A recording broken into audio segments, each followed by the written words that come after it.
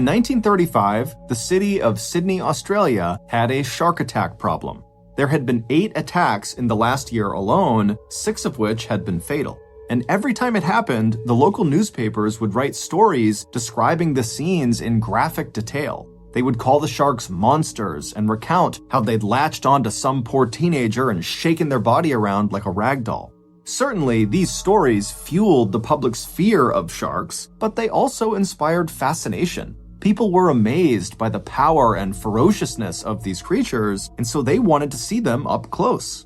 Luckily, Bert Hobson was more than happy to oblige them. Bert and his brother Charlie owned the Coogee Beach Aquarium in Sydney. During the warmer months, the aquarium was used as a public swimming pool, but during the winter and fall, when it was too cold to swim, Bert would pump ocean water into the pool and then fill it with all kinds of aquatic creatures for visitors to see. But nothing got more people through the aquarium door than a shark. Even as the country struggled to pull itself out of the Great Depression, which was the worst economic downturn in the history of the industrialized world, a shark could still draw big crowds and big money.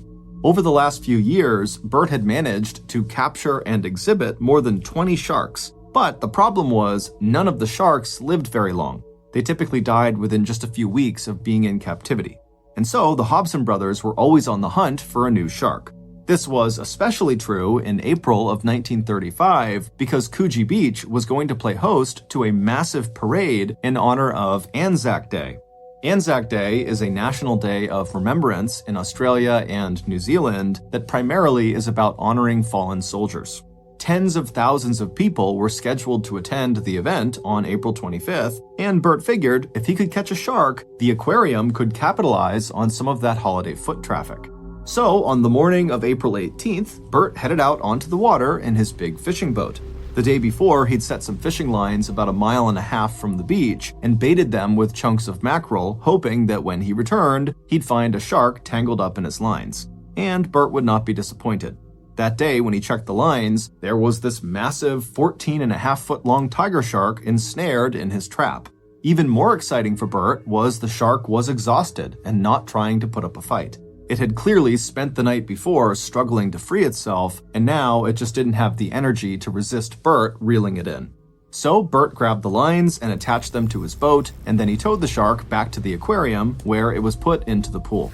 Looking down at his prize swimming around the tank, Bert was sure this huge shark was going to be a massive media sensation. And Bert would be right, although not for the reasons he expected. The Hobson brothers bought ad space in all the major local newspapers announcing their newest attraction. They called it the largest tiger shark ever in captivity, and that may actually have been true. Most tiger sharks are 10 to 14 feet in length, and this one was 14.5 feet long. The prospect of seeing this giant creature attracted a massive crowd. However, for most of the week leading up to Anzac Day, the prized shark didn't put on much of a show. It barely ate, and then when it did, it just kind of seemed docile and slow. It certainly was not living up to the ferocious monster hype the brothers had been selling. But then something strange happened. On Anzac Day, Thursday, April 25th, the brothers opened their aquarium early to try to capitalize on as much of the pre-parade foot traffic as they could, but again, that day, the shark just kind of swam slowly around and barely ate, and so by late afternoon, only about a dozen people were still watching the shark. And just as those last dozen or so people were getting ready to leave the aquarium right around 4:30 p.m., the shark started acting weird. Without warning, the shark just started thrashing violently around in the water. Its body was moving so fast and its tail was flapping so aggressively that it practically beat the water to a foam. The spectators had absolutely no idea what was going on, but they were completely mesmerized by the spectacle of it. The shark then started rapidly swimming in circles around the pool, periodically smashing into the walls. And then, all of a sudden, the shark just stopped swimming. And for a moment, it just floated motionless in the center of the pool, and then it just sank to the bottom. At first, all the onlookers assumed the shark must have died. But then, they started to see this stuff rising up through the water just above the shark. And when this stuff got to the surface, it formed this mass of chunky, putrid scum that smelled and looked like vomit. And in fact, that's what it was. Vomiting is a fairly common behavior in sharks. When they get stressed out, like when they're caught in nets or beached, or when they've been dragged from their habitat and then put in a pool that's too small for them, they sometimes throw up. The behavior is even more common in tiger sharks because tiger sharks will eat pretty much anything that crosses their path, including things they can't digest, like turtle shells and metal, which is why they're always having to throw up to get these things out of their body. But no one in the audience knew this, so as this pool of shark vomit was beginning to settle on the surface of the water, the spectators just stared at it, trying to understand what it was. And as they were looking, they started to notice these shapes inside of the vomit that they sort of recognized. At first, what they saw were things like fish bones and shark fins, the kind of things you would expect to find in the stomach of a shark. But then there were also these other things that you wouldn't really expect to see, like a dead rat and a partially digested bird. And then they noticed something else, a human arm, and this arm had a rope tied around its wrist. The spectators were horrified. They started gasping and screaming and shouting for someone to call the police. Bert Hobson grabbed a stick and did his best to push the arm over to the side of the pool while his brother Charlie rushed inside to call the authorities. By the time the cops arrived, the shark had recovered from its sickness and was back to swimming slow laps around the pool. So the first thing the cops had to do was secure the arm before the shark decided it was hungry again. The detectives lifted the arm from the water using the rope around its wrist, and then they placed it inside of a burlap bag they'd brought to collect evidence. And then the police turned their attention to the obvious question everyone had. How did this arm wind up inside of this shark? The Hobson brothers assured the police there was no way someone could have thrown the arm into the pool without their knowledge because the shark had been under constant surveillance since arriving at the aquarium 7 days earlier. There was also no way someone could have fallen into the pool during off hours because they kept the aquarium locked when they weren't there. So the Hobson brothers were certain that the arm must have already been in the shark's belly when it arrived at their aquarium. And the victim, whoever they were, was likely just another casualty of the latest wave of shark attacks in Sydney's harbors.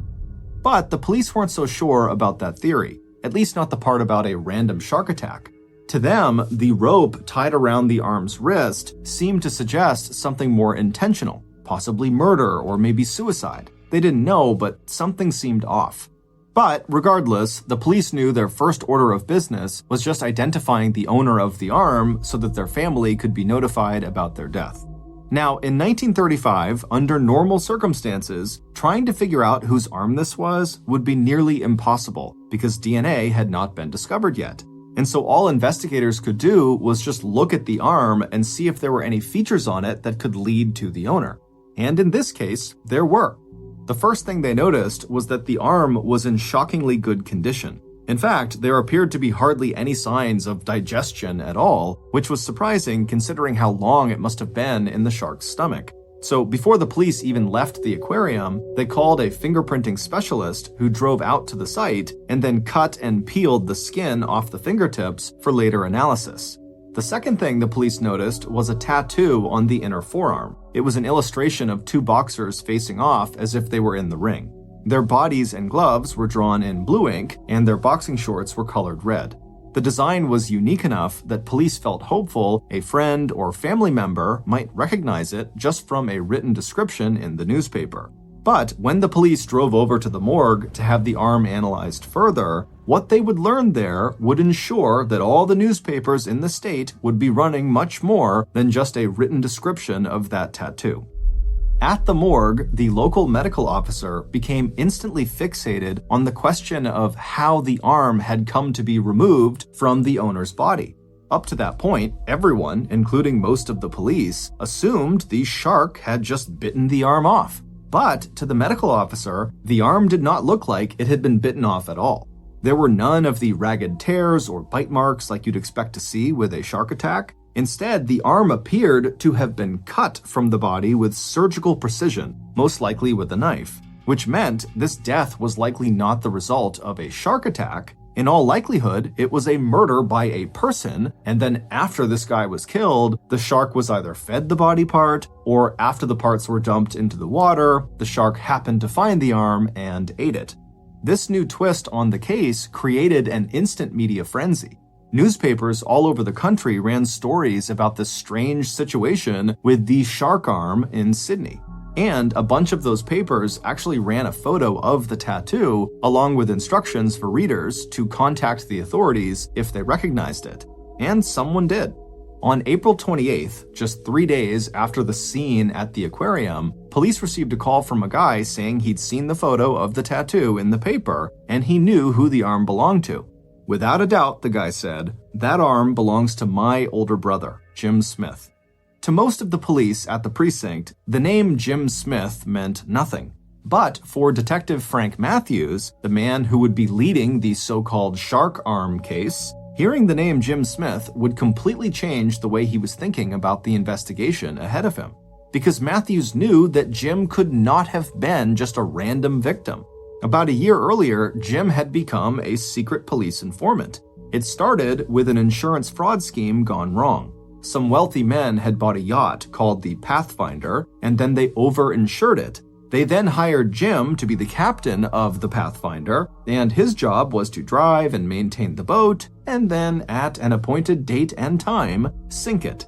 The wealthy men would then cash in the insurance claim and split the proceeds amongst those involved in the scheme. But when Jim was actively sinking the boat as ordered, a water policeman saw it happening and yelled out, offering to help.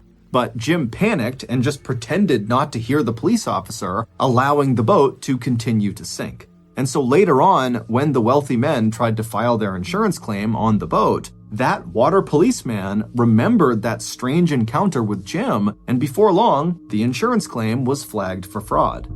Detective Matthews had been assigned to that case, and Jim was one of the first people brought in for questioning.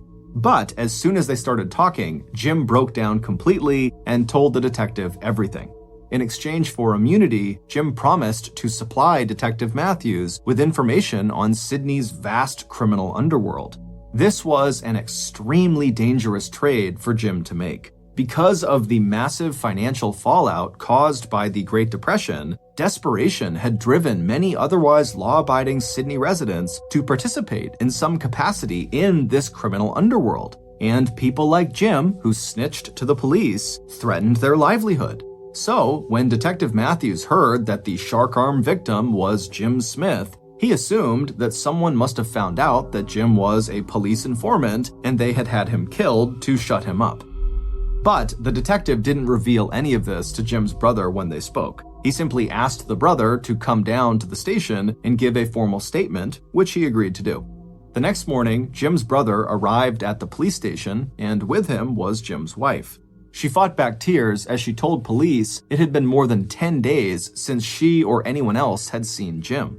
The last time they spoke to him, he said he'd been hired to take a wealthy man out on a fishing trip. He said he didn't know how long he'd be gone, but he'd be staying at a cabin on the coast, and if they needed to reach him, he would be checking his messages at the Hotel Cecil in Cronulla. Cronulla is one of Sydney's many coastal suburbs. By this point, Detective Matthews could tell this was going to be a very challenging investigation with a lot of media scrutiny. And part of him wondered if maybe he was jumping to conclusions. Maybe Jim hadn't been murdered. Maybe he really had just been attacked by a shark. And if he had, then most likely the rest of Jim's body, or at least more of his body, would be inside of that tiger shark. And as it happened, that tiger shark had actually died shortly after vomiting up Jim's arm.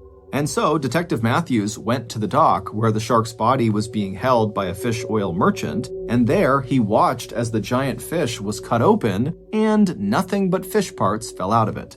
This was enough to convince Matthews that this was no animal attack. Jim had to have been murdered by a person. So he tipped his hat to the fish oil merchant and headed back to the station where he would make plans for the next phase of the investigation, canvassing Cronulla, where Jim had told his wife he would be checking his messages. The first place police were sent in Cronulla was the bar at the Hotel Cecil, and immediately police got a hit. When the bartender saw a photo of Jim, he instantly told police that he recognized him, and even called him by name. He said, "That's Jim Smith." Apparently, Jim had visited this bar on several occasions, enough to be on a first-name basis with the bartender, and also the bartender said Jim was just a very memorable guy. He was tall and athletic, and at one point he trained to be a boxer, which is why he had that tattoo on his forearm of the two boxers. But the bartender said it had been a long time since Jim had come around. The last time he saw Jim was the evening of April 8th. Jim arrived in the early afternoon and stayed for several hours, drinking beer and playing dominoes with the locals, and then around 6 p.m., he left with a friend called Mr. Williams, a man that the bartender described as being very, very short. Detective Matthews knew who the bartender was talking about, and he also knew that this very short man was not named Mr. Williams. The real name of the short man was Paddy Brady, and Matthews knew he was a very close friend of Jim's. Paddy was well known to police as a master forger. He'd picked up the talent in his 20s while he was in the military. Paddy had been in and out of jail on a regular basis since he was 11 years old. In fact, the police had an active warrant out for his arrest in connection with some forging charges, which Matthews assumed was the reason Paddy was going around using a fake name. He didn't want to get arrested. But despite being a career criminal, Paddy was not known to be a violent criminal. So even though Paddy seemed like he could have been the last person to see Jim alive, the combination of him being Jim's close friend and Paddy being non-violent made it hard for investigators to believe that he might have had anything to do with Jim's murder. But over the next few days, as police continued speaking to residents of Cronulla, it started to seem like Paddy had in fact done harm to his friend.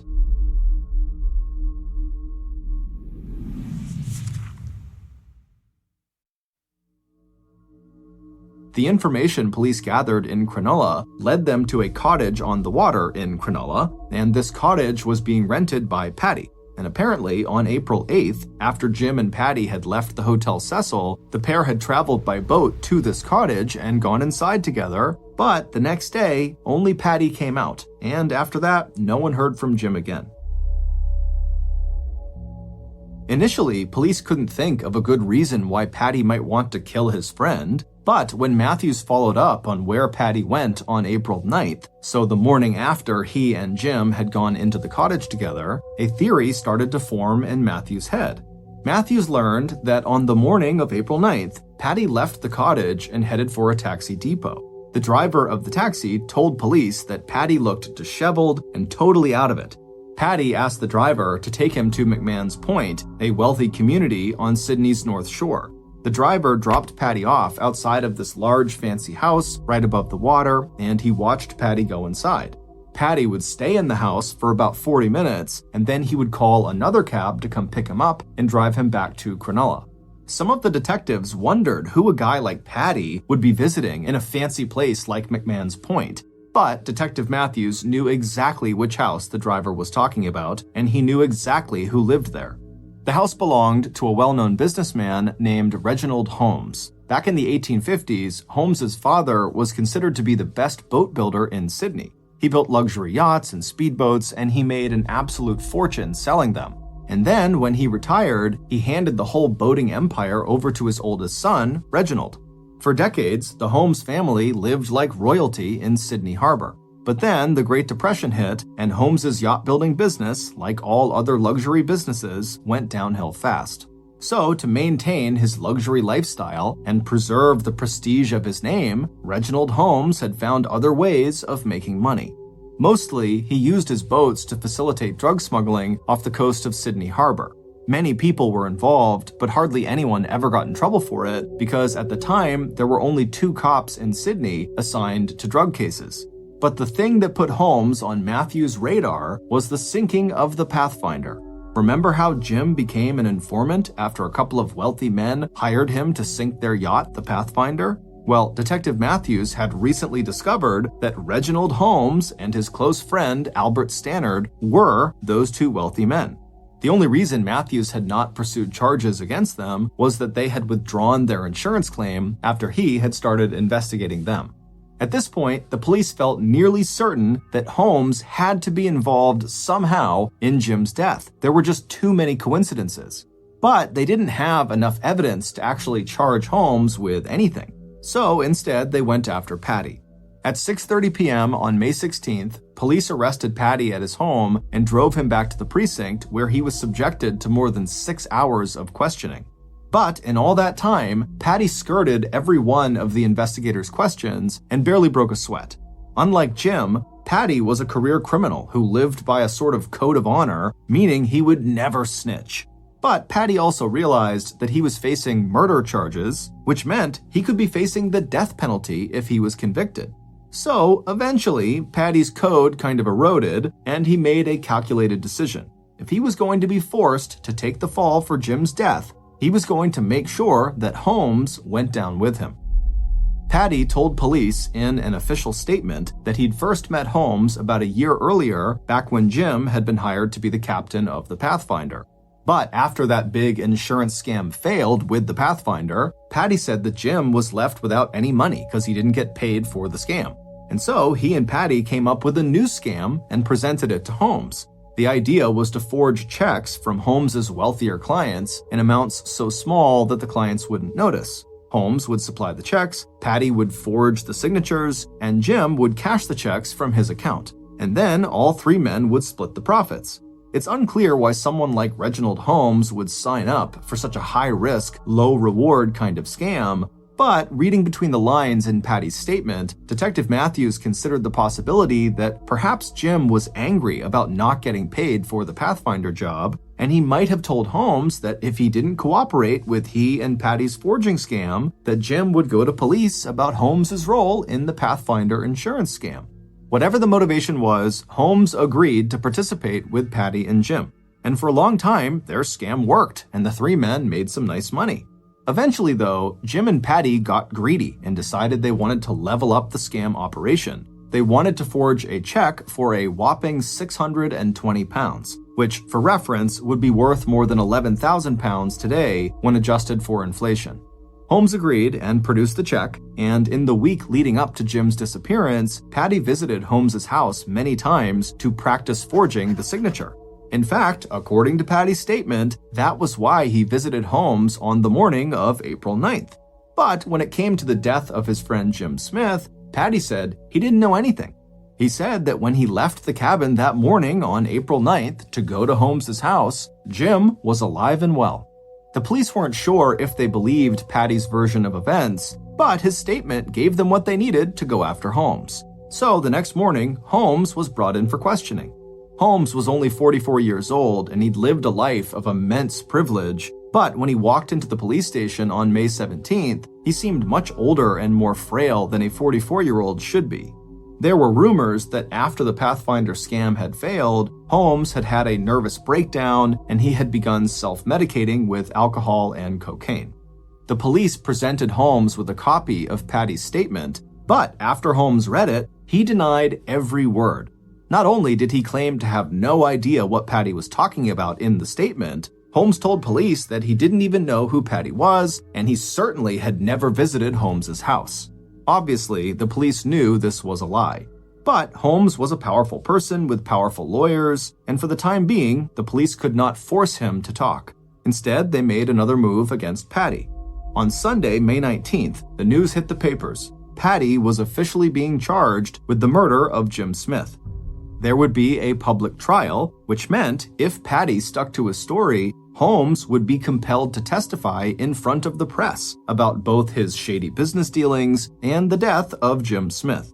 Holmes knew that that kind of media attention would ruin him and his family. So, on the morning of May 20th, a day after Patty was officially charged with murder, Holmes got up early and headed down to the harbor. The weather was cold and foggy, but Holmes was determined to get out on the water. So he walked to the wharf, where his friend and co-conspirator, Albert Stannard, kept a small boatyard. Stannard wasn't at the harbor just yet, but Holmes found one of Stannard's employees who was just starting to set up for the day. Holmes asked the employee if he could borrow one of Albert's speedboats for a quick ride along the coastline. The employee could easily tell that Holmes was drunk, but he knew that Holmes was a skilled boater and a close friend of his boss, so he said, "Sure, I'll get you set up." The man filled the boat with fuel and oil and then pushed it out onto the water.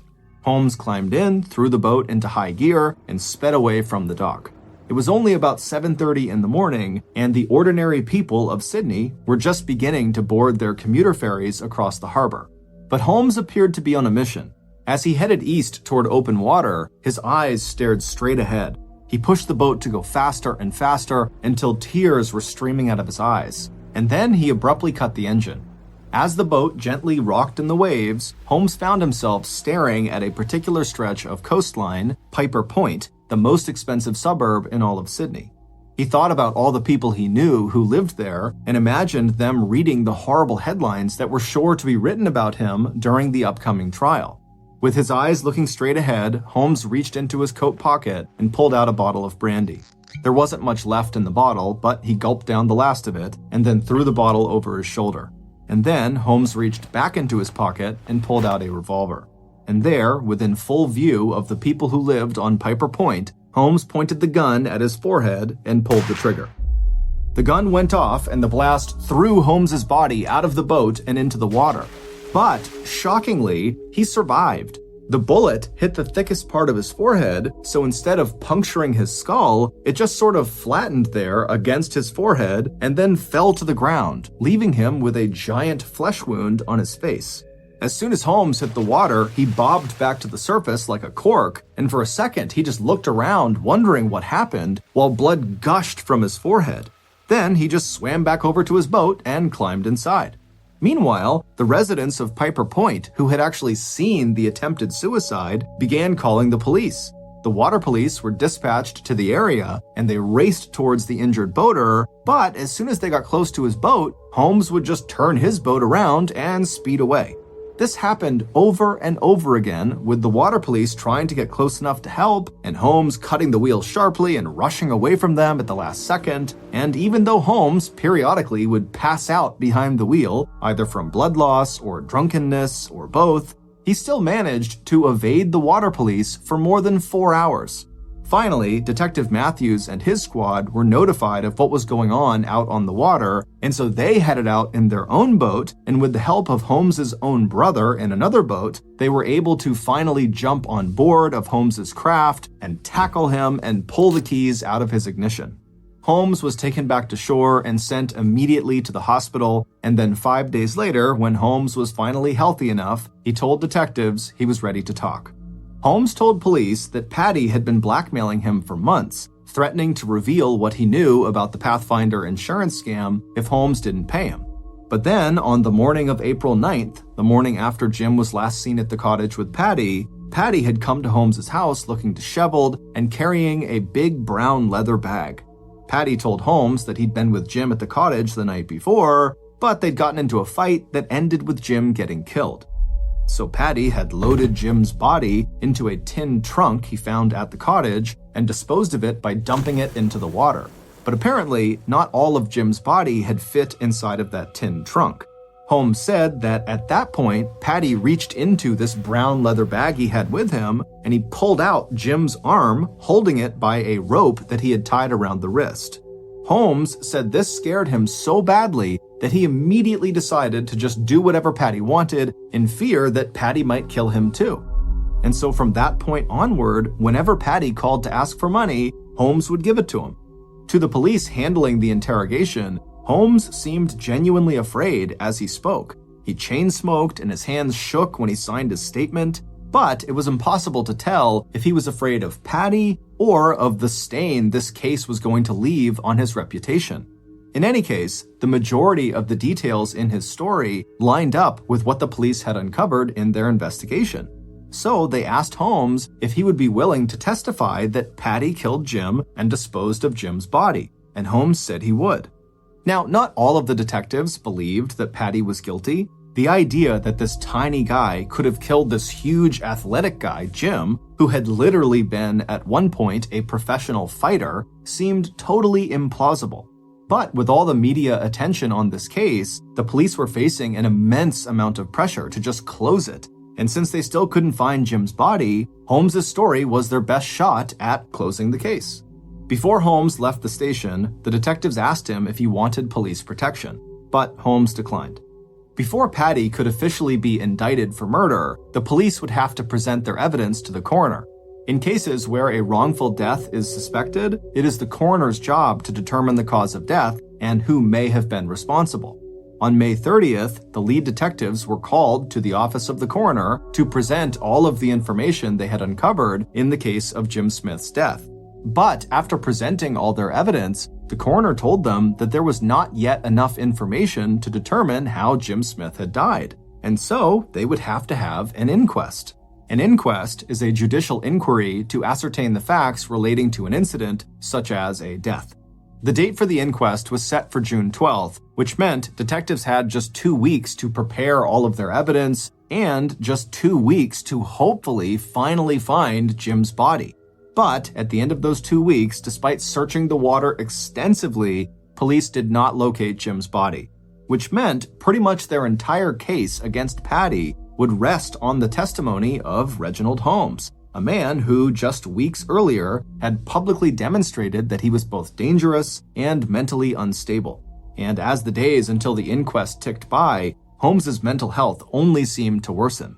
He spent entire days drinking in his bed, scared that if he went outside, he would be killed, either for what he'd said to police or for what he might say on the stand at the inquest. And it would turn out his fears were legitimate. In the early hours of June 12th, the day of the inquest, a police officer was making his rounds when he noticed a car idling by the side of the road. Its headlights were on, and the passenger door was open, and the driver was just kind of sitting there, leaning forward.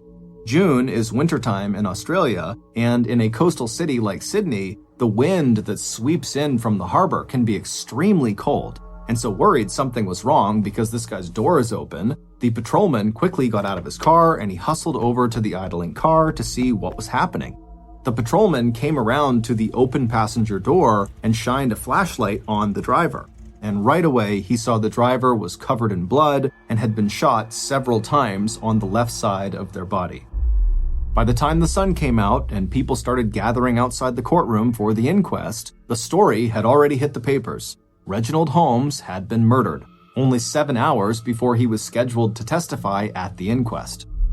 Without the police's star witness, the case against Patty Brady was bound to fail. For one thing, the police had no direct evidence tying Patty to Jim's murder, but as it would turn out, that wasn't even their biggest problem. At the inquest, which did end up happening, Patty's lawyer would argue that the court could not find Patty responsible for Jim's death since there was actually no hard evidence that Jim was even dead. All they knew was Jim was missing an arm, and people can survive without an arm. And since this was technically true, the coroner was determined to have no authority to hold this inquest, which meant they had to shut it down. Patty would be acquitted of all charges. However, he would spend the rest of his life going in and out of jail for other offenses. Jim's body would never be found, and no one would ever be convicted for his murder.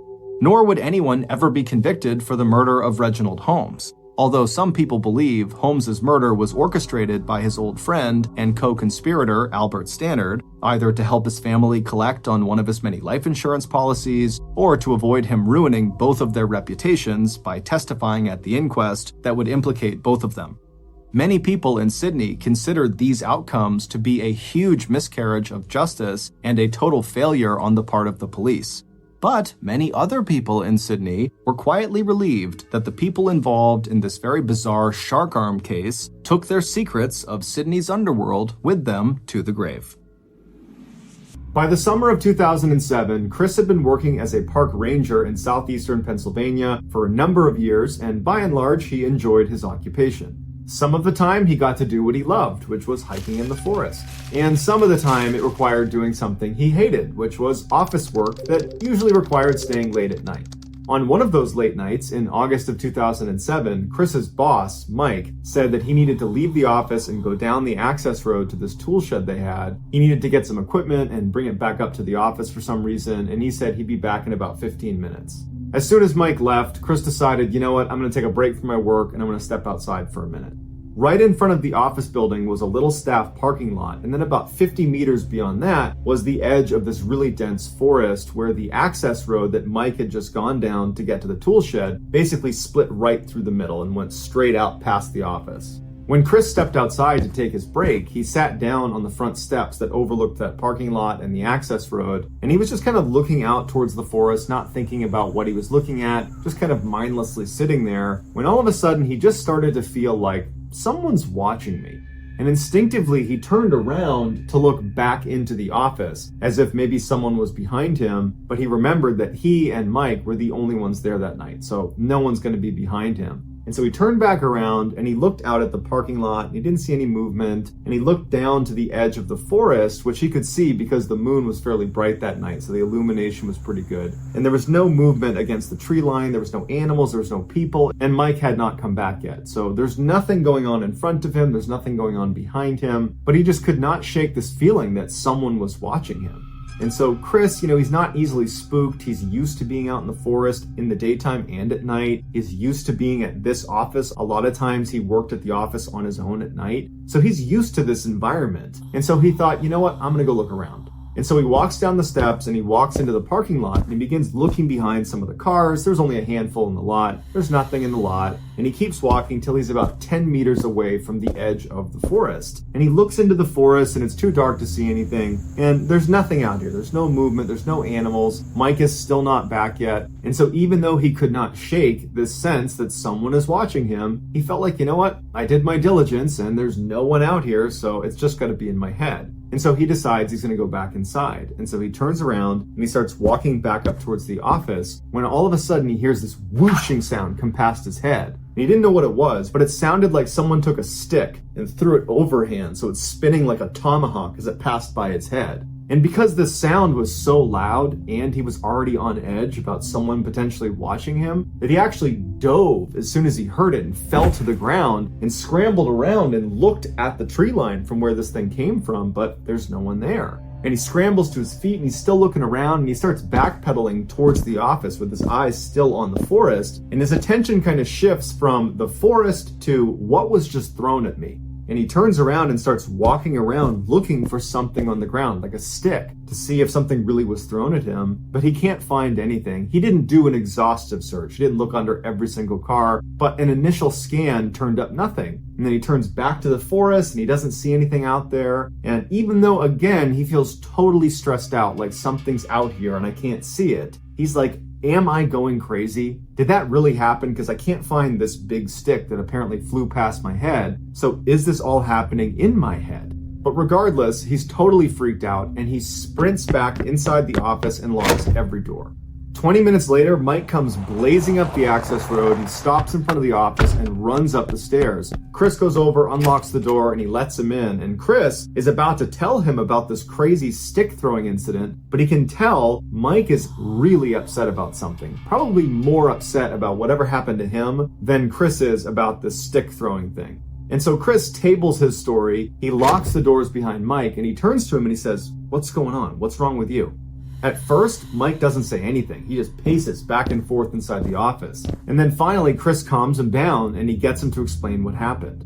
Mike tells him that he was down at the tool shed, which is about a half mile down the access road and about 20 meters off the road into the forest. And he's at the shed, it's open, and he's pulling out the different pieces of equipment he's going to bring back to the office. And he says all of a sudden, all the hairs on his body stand up. He's got goosebumps. And immediately he thinks, someone's watching me. And he turns around and there's no one there. He looks to his right and his left. He kind of pokes his head in the shed, like is someone hiding in the shed? There's no one in there. He walks to the back of the shed. There's no one behind the shed. And he's just totally stumped why he's feeling this way. He goes back to the front of the shed and he's going over in his mind what made him feel this way. And he can't put his finger on it, but he cannot shake this feeling of someone watching him. And it's making him totally anxious. So he gets all the things he needs from the shed as quick as he can. He locks it up, he turns, and he starts speed walking back out to his truck. When he gets about 5 meters away, he hears footsteps running right to left behind him back where the shed is. And because he was already completely on edge about someone watching him in the woods somewhere, he doesn't even turn around to see what that is. He knows he needs to run to his car and get inside and put steel between him and whatever is out there. Once he's inside, he locks the door, he turns on the ignition, and looks one last time in the direction of where he came from. And to his horror, there is a man walking into the woods right next to the shed, turning the corner behind and disappearing into the woods. His instincts were spot on. He was being watched. And that's when Mike hit the gas and sped back to the office. Chris then tells Mike about his stick throwing incident because all of a sudden that seems a whole lot more real, and they both agree that whoever threw something at Chris is probably the same guy who was hiding near the shed with Mike. Concerned this guy might come back and break into the office, they stay the night there and they watch the whole time. They don't see him again. And the next morning they file a report and they tell the incoming park rangers what happened. But after this, there were no more reports of this strange hooded figure roaming around the forest. And to this day, Chris and Mike have no idea who he is or what he wanted. But they can both agree, whoever he was bad news.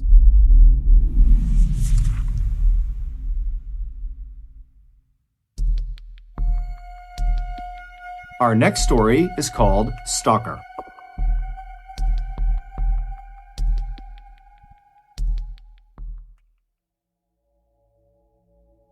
In June of 2011, law student Lauren Giddings was only one test away from completing her dream and becoming a public defender. Even though she had a ton of studying still to do, she had taken off the first week in June to go to her sister's wedding where she was the maid of honor. Right before she left the wedding to go back to school, she joked with her family that she was going to be locking herself in the library and just studying 24/7 and that nobody should get in touch with her. But when she got back to campus, none of her classmates that she studied with saw her at the library. And in fact, when they didn't see her for a couple of days, they started reaching out to her and texting her and calling her to see if she was okay. But she never picked up, she never wrote back, and so no one knew what was going on with her. One of Lauren's classmates would reach out to Lauren's sister and would ask her, hey, have you talked to your sister at all? Because we haven't seen her. And Lauren's sister would write back and say, oh no, everything is just fine. Lauren told us before she left the wedding that she was going to be locking herself away and just studying 24/7, so I'm sure everything is just fine.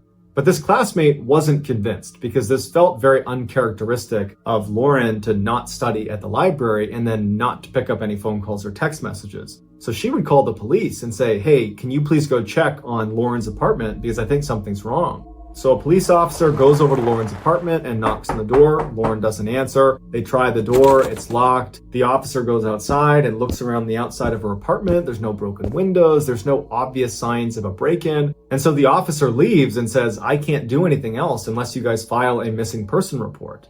So a couple of days go by and there's still no word from Lauren. And at this point, Lauren's family is now concerned and they do file a missing persons report. So the police go back to Lauren's apartment. They try knocking. She doesn't come to the door. The door is still locked. So they get the owner of the apartment building to open up her door. And when they go inside, Lauren's not in there. And at first, it doesn't seem like anything is wrong until they notice her cell phone, her keys, her purse, and her laptop are all still in there.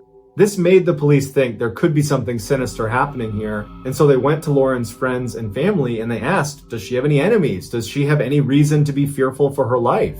Initially, they said, no one would want to harm Lauren. Everybody loves Lauren. But Lauren's sister would say to the police that there was actually one comment Lauren made a year ago that now seemed a little bit more relevant. Lauren had just got back from a vacation and she noticed there were things in her apartment that seemed like they had been moved, like someone else had been here, but no one was supposed to be in her apartment. And so she told her sister, and the two of them talked about it a little bit, but it was quickly forgotten about because there wasn't a reasonable explanation, and Lauren was so busy with school, she didn't pursue it. After police have done a thorough investigation of the inside of Lauren's apartment, they move outside of her apartment and begin scanning the exterior of the building, and they make a huge discovery. An officer who was looking in the dumpster noticed this big black trash bag that looked out of place. And when he tried to move it, it was very heavy. And when they opened it, they found a human torso, and it was Lauren's. Right before this discovery was made, a news crew had shown up outside the apartment building and was trying to interview people that lived in the apartment complex because they had been tipped off that somebody who was living here had been missing for over a week, and now police were getting involved. They saw what looked like a resident of the building looking visibly shaken up, watching the police doing their investigation, and they went over to interview him. It would turn out his name was Stephen McDaniel, and he was Lauren's neighbor, and he was a classmate of hers in law school. The interviewer asked Stephen, what was your last interaction with Lauren? And Stephen became really focused on how he had not seen her in the last week. And in fact, speaking on behalf of my other classmates, no one's seen her. She must have just vanished. As they're doing this interview, right on the other side of a bush, this police officer discovers Lauren's torso, and the news kind of gets out to the interviewer they've found a body. And the interviewer says out loud to Stephen, it looks like they found a body. And Stephen just completely changes and he goes, a body? And then he goes completely silent to the point where the interviewer says, are you okay? and he just stands there looking completely distant before walking away from the interviewer, sitting down with his back turned and hyperventilates before the interview ends. Once this case went from missing person to homicide, the police started searching all the rooms on Lauren's floor. And Stephen's room is right next to Lauren's, so he was the first room they searched. Apparently, as they began searching his room, he was standing just outside the door and sweating profusely and drank over 10 bottles of water. In his apartment, they found a key to Lauren's apartment. And what he would do is whenever she was gone, he would sneak into her room and download her hard drive, as well as steal little souvenirs like small articles of clothing and other things that he would hoard in his apartment. When they went on Stephen's computer and checked his browser history, basically the only things he did on the internet were look at Lauren's Facebook and LinkedIn profiles. But the creepiest thing they found was this camera that was literally duct taped to this long pole. And on the camera were all these surveillance videos of Lauren, because what he would do is he would go outside and he would hoist up this camera and he would film her through her windows in the middle of the night. Stephen was quickly charged with Lauren's murder, to which he pled guilty, and he would openly confess to the details of how she died in court. Most times, he used this surveillance footage to confirm she was not in her apartment so he could sneak in and steal from her. But on the day she was murdered, he would use that camera technique to confirm she was home. And shortly after confirming she was in fact home and asleep, he put on a mask and used his key to get into her apartment and walked right into her room, which woke her up. According to Stephen, she apparently sat up and said, "You need to leave." At this point, he jumps on the bed, and in their struggle, his mask would come off, and Lauren would recognize it's clearly Stephen, and she would plead with him by name to stop. But he didn't stop, and he would strangle her to death.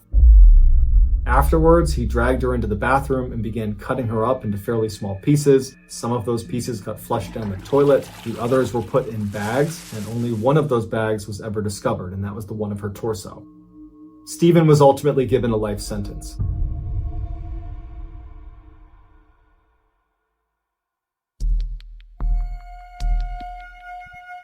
The next and final story of today's episode is called "He Had Plans for Her."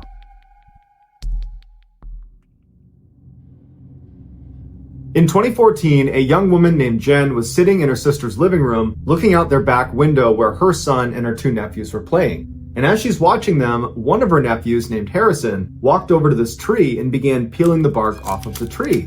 And for Jen, this brought back a very strange childhood memory that she hadn't thought about in decades. And without meaning to actually say the words out loud, Jen kind of blurted out what was going through her head, which was, "So weird." And her mother, who was in the other room, heard her say that, and she yells into the room, "Hey Jen, is everything okay? What's so weird?" And Jen, feeling a little bit embarrassed that she just said that out loud and that her mom heard her, is quick to try to dismiss it by saying, "Oh no, sorry, it's nothing, I didn't mean to say that." But as she's trying to dismiss it, her mom had walked into the living room where Jen was and saw Jen was looking out the back window towards the boys. And so her mom walked right up next to Jen and goes, "What are the boys doing out there that's so weird? Are they doing something they shouldn't be doing?" And Jen's like, no, it has nothing to do with the kids. I just saw Harrison, who was doing something that reminded me of some weird thing that happened to me, and I blurted out my reaction to it, that's all.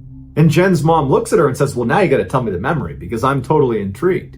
Jen says, "Okay, Mom, I'll tell you the story. I don't know if Frankie's mom ever told you this or not, but when I was 8 years old, I spoke to Frankie and he was doing some homework and he told me to come meet him outside of his house and that when he was done, we could meet up and go play together." And so I walked over to his house and I was standing across the street in front of that small group of trees that we called the pine cone forest, even though it was just a handful of trees, but we all called it that. Anyways, I was standing over there and I was just kind of mindlessly peeling the bark off of the tree.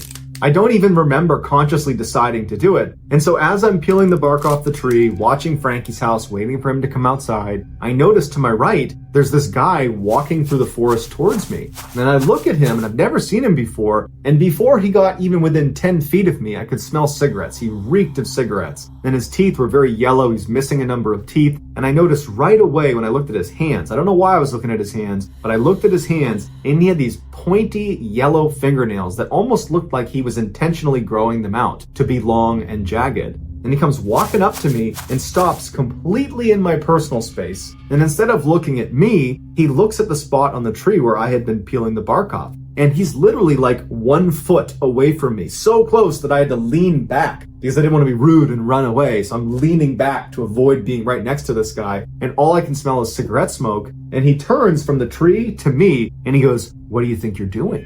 And I'm like this, and I'm like, "I'm waiting for my friend." And he says, "No, what are you doing to the tree?" And I remember looking at him and then the tree and saying, "Peeling the bark off?" And that's when he raised his hand up and pinched my arm with his nails, not with the pads of his fingers, but he was using his nails, and he's pinching down on my skin, and through gritted teeth, he says, "How would you like it if someone peeled your skin off?" I remember as he's pinching me, I was so terrified that I didn't do anything. I was like in a trance and just stood there looking at him, wondering what's about to happen. And then as luck would have it, Frankie's mom just happened to come outside and yelled, "Hey, come on inside, Frankie's done with his homework." And so that kind of broke me out of my trance. I pulled my arm away and I began running away from him across the street towards Frankie's house. And I turned around once, kind of expecting him to be chasing me, but he wasn't. He was still standing next to the tree that I had pulled the bark off of, except now he was watching me. And I ran up onto the porch and ran inside, and that was that. I remember wanting to tell you about it when I got home, but for some reason I didn't. And then days turned into weeks, turned into months, and before long it was just a distant memory, and I never really thought about it, and at some point did forget about it, until just now when I saw Harrison peeling the bark off of the tree, and it brought it back, and that's why you heard me say, "So weird." That was my reaction to it, because I'm wondering, who was that guy, and what happened to him? Like, that's so creepy. After Jen told her mother this story, she was expecting her mom to be a little bit horrified by it because it is a pretty startling story about her own child. But Jen's thinking it's been so long since this happened and nothing came of it that her mom would probably quickly move on from it. But Jen noticed her mom looked very concerned, and she turned to her and she goes, "Mom, this happened like 2 decades ago. Like, this is not a big deal." And her mom looks down for a second and then looks up, and she has this look of guilt on her face. And she says to her daughter, "Jen, I should have told you this when it happened, but you were so young, and I felt like it was going to ruin your childhood, and so I just didn't tell you. And it seemed like you forgot about it, but obviously you didn't, and so I guess you got to hear the full story now." Jen's confused at this point, and she says, "What are you talking about?"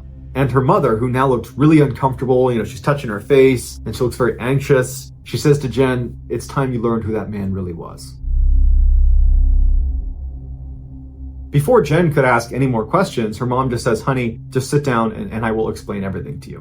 So they sit down, and Jen's mom is still acting pretty uncomfortable. This is obviously a difficult subject for her. And she starts by saying, "Okay, so do you remember how in our neighborhood where you grew up, everybody seemed to know each other? It was a really tight community of people." And Jen's like, "Yeah, I remember that."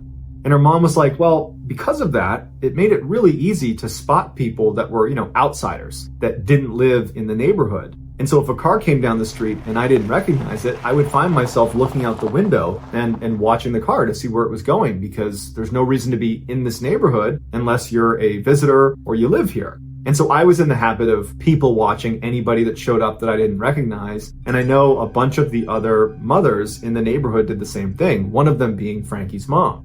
Anyways, on the same day that creep came up to you and pinched your arm when you were 8 years old in 1995, well, that morning, Frankie's mom, Sonia, she happened to look out her front window and she saw a vehicle she didn't recognize. And it was a work van, a white work van. It didn't have windows in the back, and it was parked across the street near the pine-cone forest. And so she assumed it must be a work truck, and whoever had brought it here was, working on one of the houses in the neighborhood.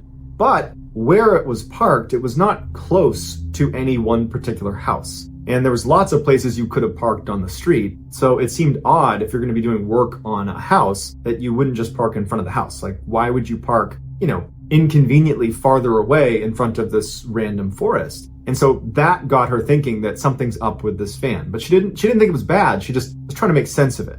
And so all morning, she found herself going to the window and looking out to see if someone was going to claim this van, but she never saw anybody go near it. She didn't see workers going in and out of it. She didn't see any activity that was related to the van. It was just this empty van parked randomly across the street.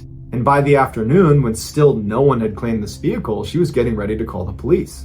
So that same day, you and Frankie had spoken on the phone and planned to meet up at the Pinecone Forest after he was done with his homework. And he didn't tell his mom about these plans, and so she didn't know that you would be very close to this van. Had she have known that, she would have told you to not wait out there, but instead to come right inside and don't go near this van. So at some point in the afternoon, when Sonia's getting ready to call the police, and you were actually already over at the Pinecone Forest waiting for Frankie, Sonia's looking out the window and she sees the back 2 doors fly open, and that guy who pinched you jumps out of the back and starts running into the Pinecone Forest. And from where Sonia's looking, she can only see part of the forest. The other portion of it is to the right. It's out of her view through this window. And so she turns and runs in her house to the side window of her house. And she looks out at that section of the Pinecone Forest where this guy has run to. And she sees you standing in front of the tree. And she sees this guy sprint right up to you and sees him pinch you in the arm, and he's talking to you. And that's when she ran out onto the porch and yelled for you to come inside. And she would tell me later that when she did that, she tried to sound very natural. She was worried if she sounded like this was an emergency, not only would it frighten you, but it might trigger this stranger to grab you or take you, because now he's been made. Someone realizes he's a bad guy and he might take you. And so the whole time she's watching you, she was watching him to see if he was going to chase you.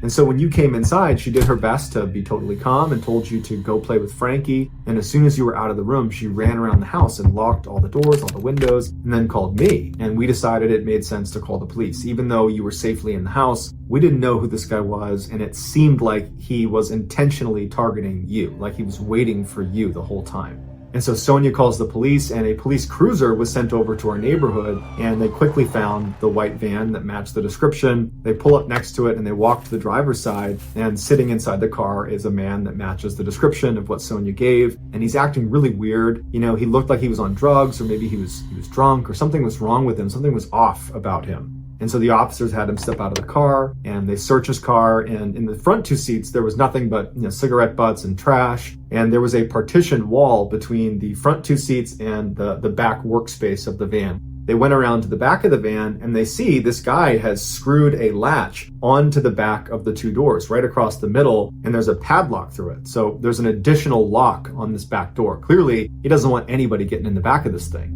And so the police turn to this guy and they're like, "We need to get in the back of your truck. Can you please open this?" And at first he was, making excuses why he couldn't open it. But finally he relented and pulled out a special keychain he was carrying that had 2 distinct keys on it. And he used one of them to undo the padlock. He opened that up, and then he swung open the doors and he backed up. And the police look inside and they can't believe what they're looking at. Inside of this van, all over every surface in the back, were pictures of you taped to the walls, to the ground, to the back. Everywhere you looked, there was a picture of you. And they weren't just recent pictures of you. There was at least a couple pictures of you when you were 6 years old, and you were 8 when he approached you. So we know he was following you for at least 2 years. Also in the back of the van were binoculars, as well as a camera that presumably he was using to take these pictures of you. But that's not even the worst part. After this guy got arrested, one of the officers pulled out that keychain that had the key to the padlock on the back of his van, and he noticed the other key on the keychain was not just a duplicate key to the same padlock. It was a different, unique key. And so the police go over to this guy and they show him the key, and they say, "What is this to?" And he says, "It's to my storage locker." And so the police track down his storage locker, and they go over there and they unlock the lock with the key, and they open the door, and what's inside is straight out of a nightmare. The entire storage locker, the ceiling, the floor, the walls, all of it was covered in clear plastic wrap. And behind the plastic wrap, you could see on the walls were hundreds more pictures of you. And in the middle of the storage locker was a dentist chair that had been anchored to the ground. Next to the dentist chair was this silver tray like you would see in a dentist's office, except on it were all these knives, and they were not surgical or medical knives. They were like meat cleavers and hunting knives, crude instruments.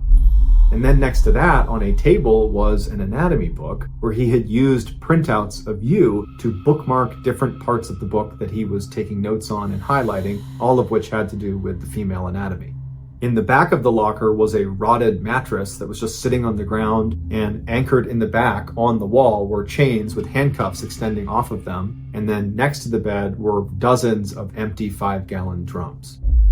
When the police showed us pictures of the inside of his van, we were very shaken up. It was just so awful to imagine someone taking advantage of you in that way, watching you. But when they showed us pictures of the chamber that he had created inside of his storage locker, that's just something I'll never get over. He clearly had plans for you. After hearing this story from her mother, Jen is a mixture of angry with her mom for not telling her sooner, but also sad, that her mom had to go through that with her child because now Jen is a mother, and she can only imagine how horrible that must have been for her then and even still now. And so all Jen could think to do was give her mom a hug. After they embraced, Jen asked her mom, what happened to this guy? Where is he? Did he go to jail?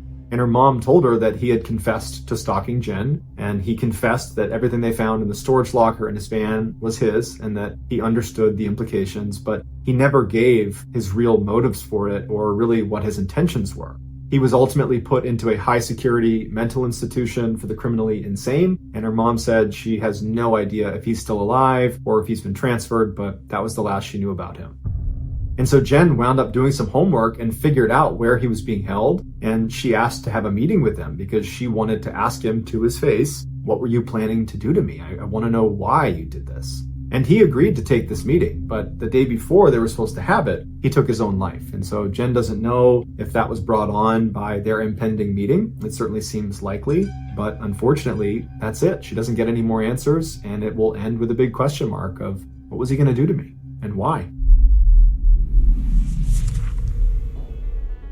In 2010, an avid caver named Jeff decided to go to Madagascar to explore a natural cave shaft he had discovered years earlier. He arrived in country, he got a rental car, and he hired a guide to take him out to the area where he knew this cave was going to be. When he got out to that area, he used his notebook where he had taken notes the last time he was here, and he used that to find the opening to the cave. He paid the guide to stick around at the car while he went down and explored this cave. He assured him it was not going to be for a very long time. The shaft was approximately 50 meters deep and 1 meter across, so it's pretty narrow, and the first 20 meters of the descent are on a bit of an angle, and then the final 30 meters are down at a straight vertical drop. At the bottom of this cave was this opening where you could actually stand up and walk around, but there were no other tunnels to explore at the bottom, so you would just go down, touch the bottom, and go back up. The visibility inside of the shaft was limited because all you had was the light that was coming in, and because of how narrow the opening was, Jeff's body would obscure a lot of the sunlight coming in. So once Jeff got a few meters down into the tunnel, he would rely on his headlamp.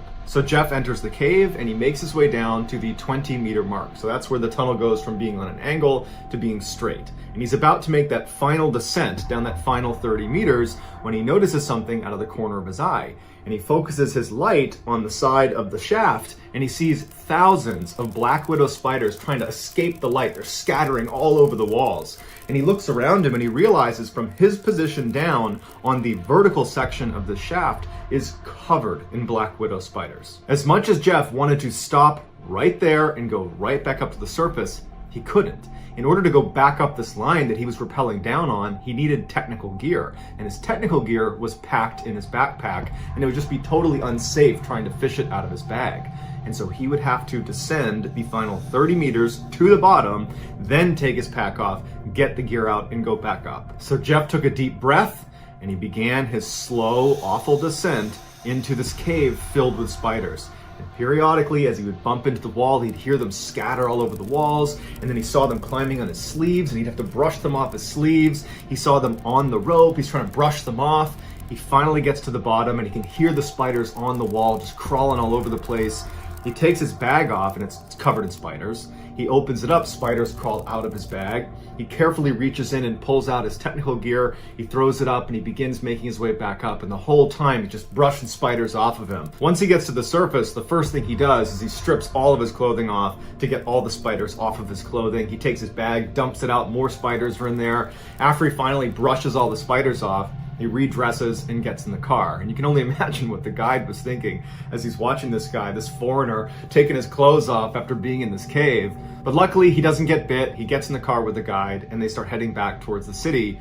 As they're driving, he takes his notebook out and he scratches off the title he had given this cave from the last time he was here, which was the Crooked Tube. He scratches that out, and on top of it, he writes, "The Entrance to Hell."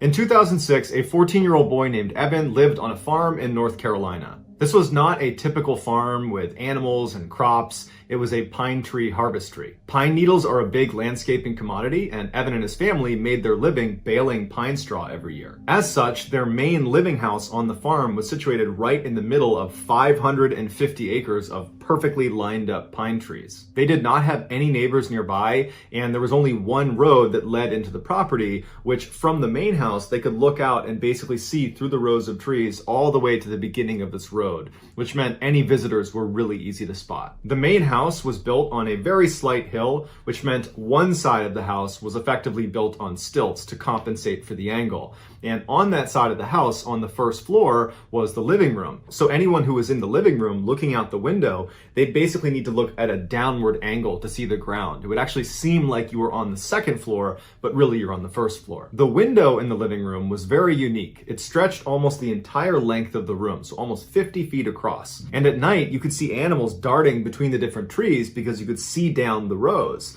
And so that was pretty creepy. And then just the fact that this window is so big, if you're in the living room at night, you just felt really exposed. So between the creepy animals running around and the level of exposure and vulnerability, people basically avoided the living room anytime they were in the house at night. That winter, Evan's cousin came to stay with him on his farm, and because the main house did not have any extra bedrooms, Evan and his cousin would have to sleep in the living room. There were two couches inside of the living room, one that was right underneath the 50-foot long window, and then another which was on the other side of the room against a wall that did not have a window.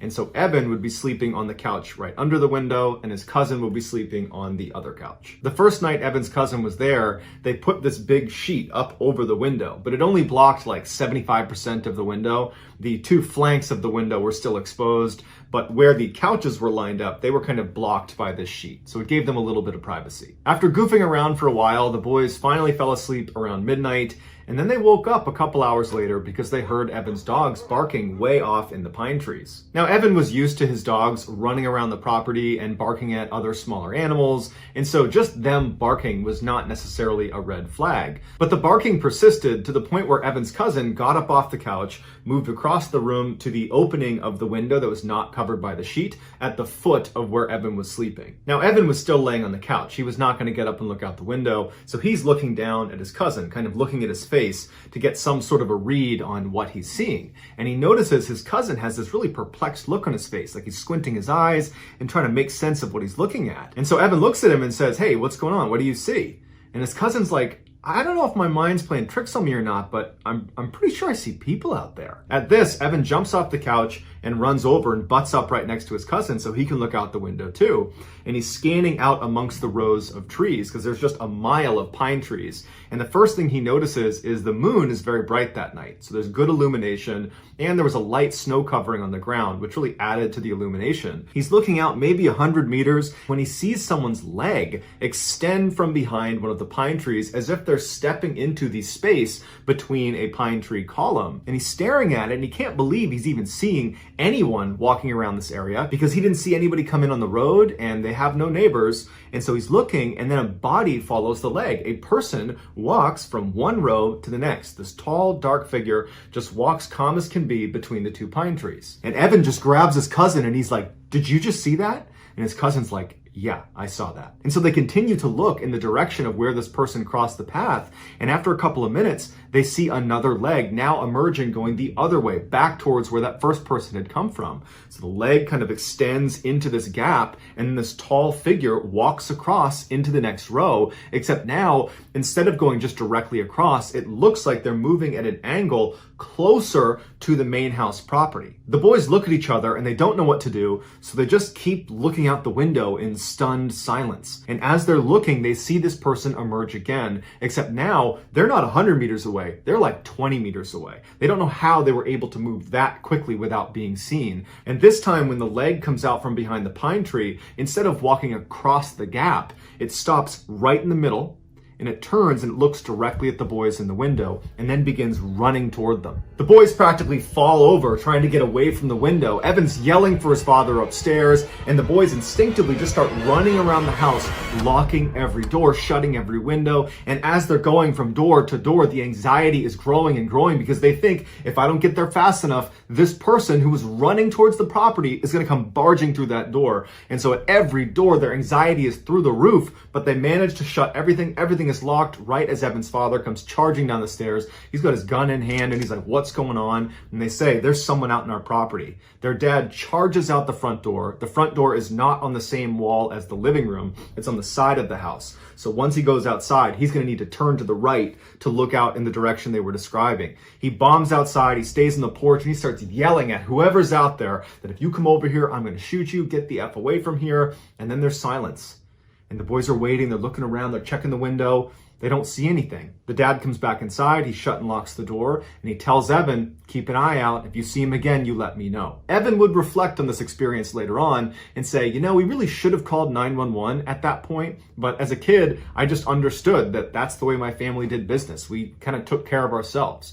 And so even though there is a threat of some stranger who's running at our property, we were not going to call the cops. And so his dad effectively was telling him to be a lookout. And so Evan and his cousin, they go back into the living room and they kind of go up to the window. They're a little bit apprehensive and they're looking out. And after 5-10 minutes of looking out the window and not seeing anything, they're thinking to themselves, Evan's dad's a pretty intimidating guy. And he was just out there screaming and yelling with a gun, threatening to shoot them. So they probably got the message and they're probably gone. And so the boys got back into their couches, and it took them a while, but they did ultimately fall asleep. The next morning when the boys got up, the first thing they wanted to do was go out there and see if they could find footprints from this person to kind of confirm it really was a person, because part of them thought, maybe we didn't see that. Maybe that was our imaginations. They don't know. And so they start by going out the front door, so not on the same wall as the living room. They go out the front door, they turn and they walk down into the trees, and they're looking around and they find some footprints. So they're confirming to themselves, okay, there was someone out here. It wasn't us. This is not our footprints. We found them. So they start following the footprints back towards the property, and they realize at some point there are two distinct sets of footprints. There were two people out here. And even worse is they followed them all the way up to the house. And there were two different circles of footprints that stopped right underneath the living room window along the two flanks of the window where the sheet was not covering. Which means over the course of the night, when Evan and his cousin were up at that window looking out, there's a good chance that one or two strangers were tucked up against the side of the house. And they would not have seen them because of the angle out of the living room window. It was steep because of the stilts it was on. And so anybody that was tucked up along the side, they'd be in a blind spot. And then for sure, after Evan and his cousin got back into bed and were sleeping, there were two strangers who were right up against those windows, probably pulling themselves up to look inside. When Evan's father found these footprints, he immediately grabbed his gun and tried to follow them back into the woods to see where they came from, but unfortunately the snow cover wasn't complete, and at some point they lost the tracks and they never figured out who those two people were. Evan would say, following this event, his cousin refused to ever come back over his house for a sleepover.